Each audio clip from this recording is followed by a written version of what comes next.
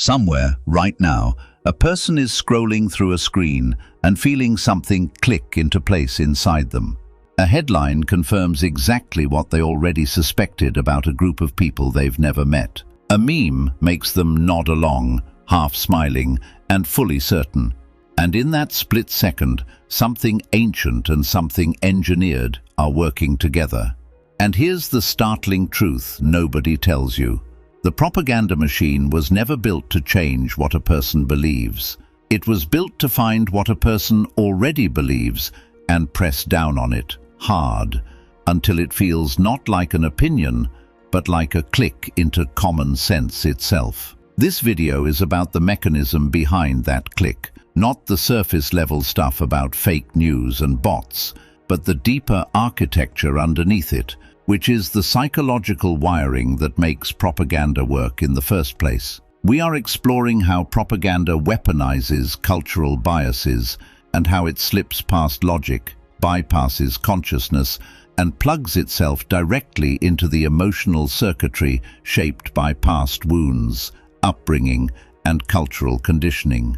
It's not just about governments or history, it's about how people get manipulated today, right now, in their feeds, in their communities, and in their relationships. By the end of this video, the goal is for something inside of you to have shifted, a quiet recognition that says, "So that's why it felt so convincing, so that's why I believed it." Part 1. The problem with propaganda.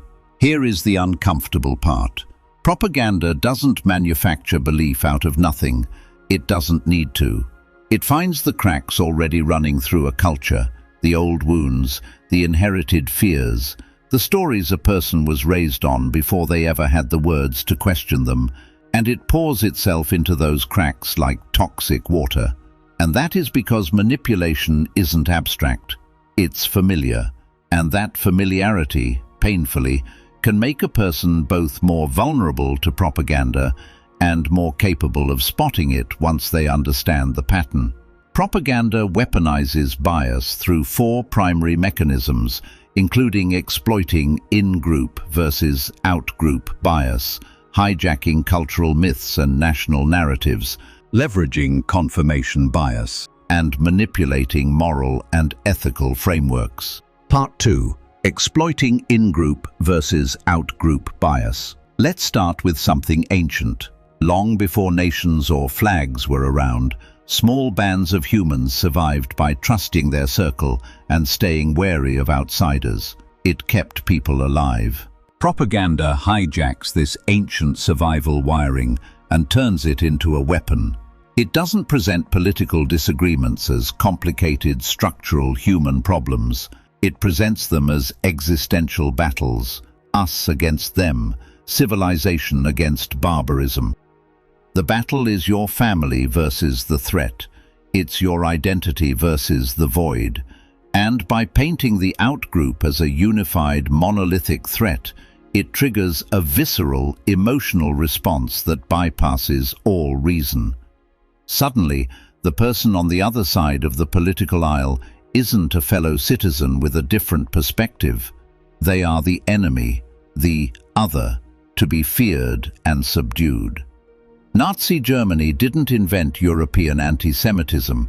It took centuries of religious and economic resentment already simmering in the culture and gave it a target, a scapegoat, and a face to blame for a devastated economy and a wounded national pride. That's the horrifying genius of it. The bias was already there, waiting. Part 3. Hijacking cultural myths and national narratives. Every culture raises its children on foundational myths, including stories of resilience, moral superiority, and divine purpose. Propagandists know this masterfully. They wrap new political agendas in old sacred language, so a modern policy feels like a continuation of destiny rather than a choice made by fallible people. During the Cold War, American propaganda, like covert op, the mighty Wurlitzer, didn't just argue that capitalism was economically efficient. It fused the entire ideology to the American dream, including personal liberty, the white picket fence, the self-made man, and then contrasting it against a caricature of a godless, grey, uniform-wearing Soviet collective. Meanwhile, 19th-century European empires used the widespread belief that non-Western societies were primitive in order to rebrand brutal colonial conquest as a moral, even charitable, civilizing mission. They wrapped exploitation in the flag of altruism. Millions suffered under the banner of a myth that made cruelty feel righteous. Even Benjamin Franklin was in on the game, creating fake news articles to manipulate public opinion with cultural myths during the Revolutionary War. This isn't a new problem, but it's a problem that has been perfected with staggering efficiency for the modern age. Part 4.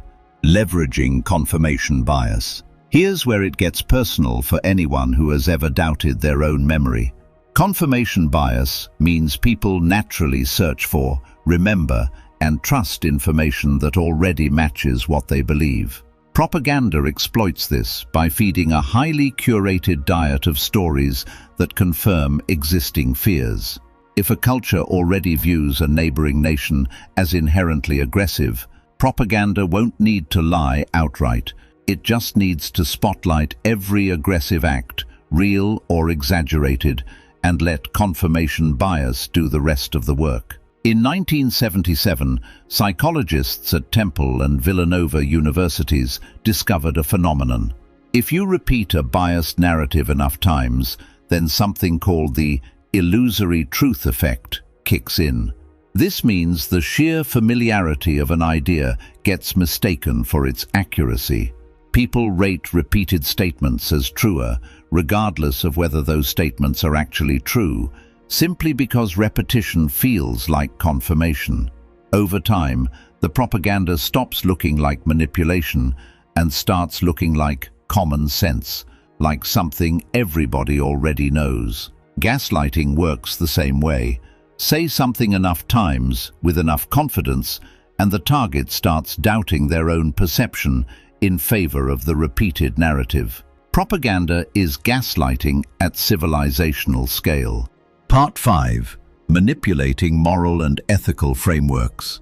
Different cultures weigh values differently, including individual freedom, collective duty, religious devotion, and secular progress. Propagandists tailor their message to whatever moral language will land hardest. The exact same geopolitical goal gets repackaged as personal freedom in an individualistic culture and as duty to the state in a collectivist culture. It's the same product wearing different clothes, sold to different customers using their own values as the hook. And today, this moralistic mechanism has gone digital. Modern disinformation campaigns don't need to convince an entire nation of one unified lie. Algorithms simply find the existing rifts, including race, religion, sexual orientation, gender, disability, or national origin, and feed each side content precision-engineered to widen the crack. Jacques Ellul, one of the most important thinkers on this subject, argued that propaganda in the modern era doesn't work through crude lies at all. It works by saturating the environment until people can no longer locate an outside perspective from which to compare and evaluate. There's a story worth sitting with here. In the 1930s, Victor Klemperer, a Jewish philologist in Dresden, Germany, watched neighbors he had grown up with, people who had shared meals with his family, begin repeating slogans they'd heard on the radio and in the newspapers. These were slogans that painted his own family as a threat to the nation. He later indicated that the most disorienting part wasn't the hatred itself. It was watching ordinary, otherwise decent people absorb a manufactured narrative so completely that it overrode years of lived personal relationship. That's the staggering power of this propaganda mechanism. It doesn't just distort strangers' opinions about distant enemies, it can rewrite how people see the person standing right next to them. Part 6. How Propaganda Works. Jason Stanley's How Propaganda Works, 2015, is built around this core idea.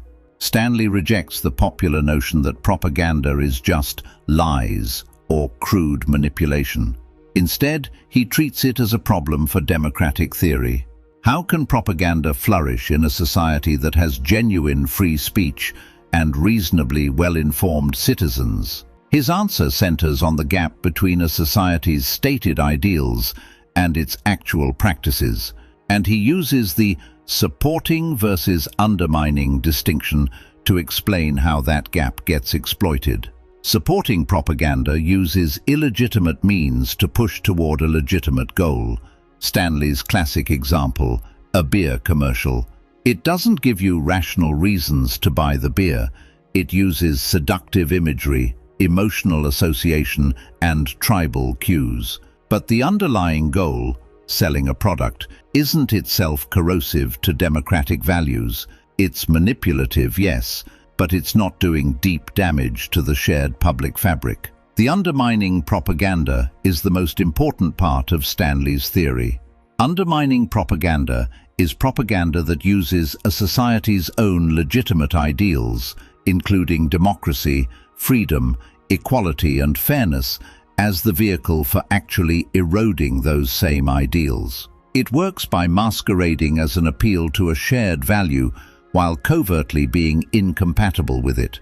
His signature example is the political use of states' rights rhetoric in the mid-20th century American South. On its face, states' rights is a legitimate constitutional and democratic principle, including federalism and local self-governance. But historically, states' rights were deployed specifically as a vehicle to entrench racial segregation.